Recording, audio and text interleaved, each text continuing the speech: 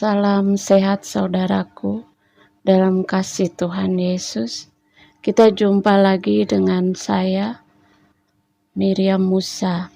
Kali ini saya mau bawakan cerita menarik, yaitu tentang kalender yang selama ini kita semua lewati hari-hari, selalu melihat hari, tanggal yang berganti saudaraku. Mengapa satu pekan terdiri atas 7 hari? Mengapa tidak menjadi 10 hari saudaraku? Banyak hal dipermudah dengan demikian. Sesungguhnya selama revolusi Prancis, mereka membuang segala macam pengaruh Kristen yang ada, termasuk cara mengukur waktu. Walter Graf, penulis The French Revolution, dia menulis sesuai dengan saran wakil legislatif Rome, yaitu konvensi pada tanggal 5 Oktober tahun 1793 mengeluarkan suara untuk menghapus kalender Kristen dan menggunakan kalender Republik mereka, agar pekan diganti dengan kurun waktu 10 hari, supaya hari Minggu Kristen bisa dihilangkan saudaraku. Kalangan revolusioner menghitung tahun menurut pendirian republik mereka, yaitu dimulai pada tahun 1792 dan bukan mengikuti kelahiran Kristus.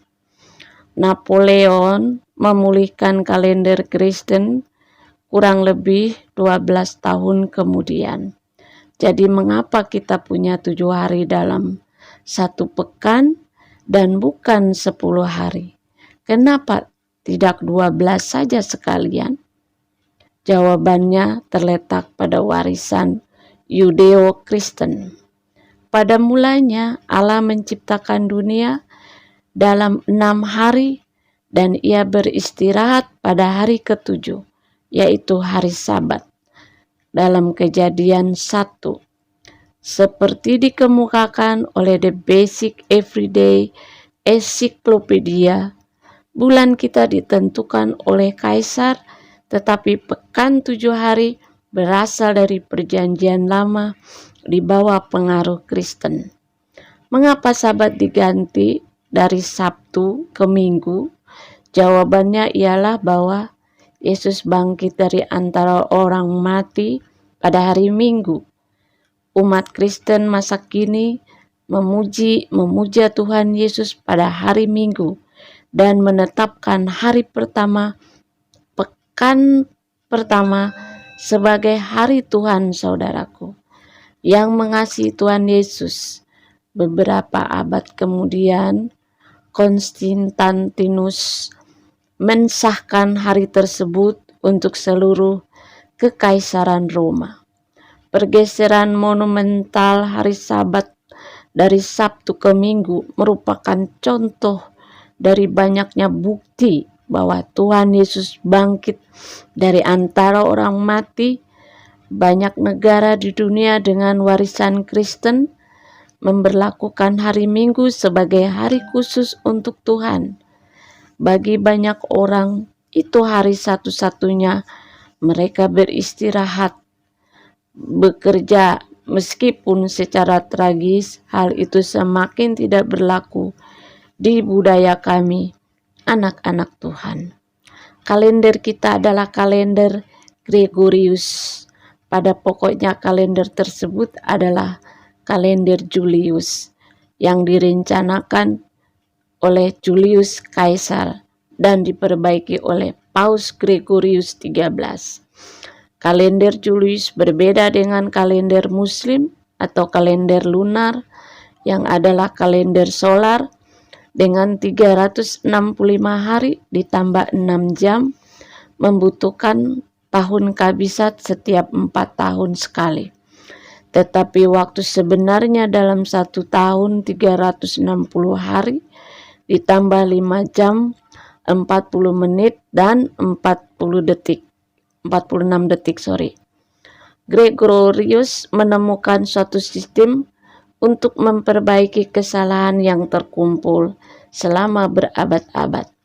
Ia mendemonstrasikan bahwa di tahun 1582, 10 hari hilang sejak penerapan kalender Julius. Ia juga memerintahkan melewatkan tahun kabisat pada tahun yang berakhir dengan 00.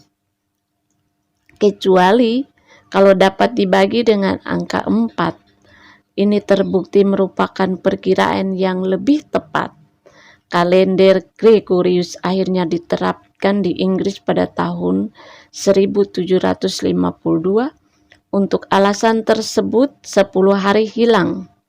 Itulah mengapa, sebagai contoh, tanggal kaum Pilgrim menandatangani Mayflower Compact kadang-kadang ditulis sebagai 11 November 1620 sebagaimana dicantum pada dokumen aslinya, atau juga ditulis sebagai 21 November 1620.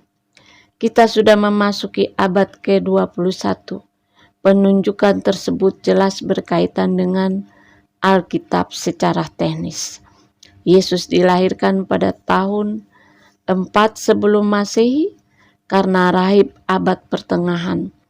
Dionysius Exiguus yang pertama-tama membagi sejarah ke dalam sebelum Masehi, dan Anno Domini Masehi melenceng 4 tahun dalam perhitungannya. Bahwa ia berbuat selisih beberapa tahun tidak menjadi soal. Soalnya ialah bahwa Yesus Kristus adalah fokus sejarah. Jika waktu diukur dengan cara lain, saat yang kita akui sebagai 1 Januari 2000, tahun 2000, akan merupakan tahun lain yang sama sekali tidak berkaitan dengan Yesus. Bermiliar orang yang menyambut abad baru dan milenium baru secara tidak langsung akan memberi hormat kepada Yesus dan Alkitab. Itulah cerita saya mengenai kalender. Kiranya saudara yang sudah menonton, Tuhan Yesus memberkati kita semua di saat pandemi ini. Shalom dan God bless you all. Amin.